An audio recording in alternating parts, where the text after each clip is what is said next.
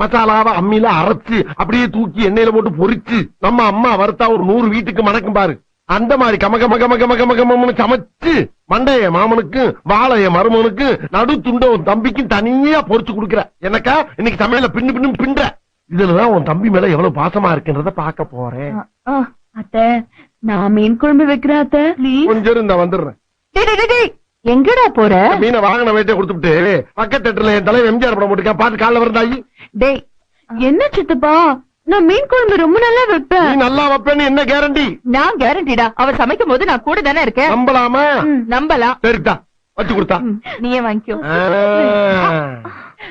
அக்கா போயிட்டு ஒரு 5 நிமிஷத்துல வந்துருவா. 5 நிமிஷத்துல என்னடா பண்ண முடியும்? சரி கூட ஒரு 5 நிமிஷம் சென்று வர்றேன். மீனை பச்சையா பாக்கும் போதே நாக்கு துடியா துடிக்குதே.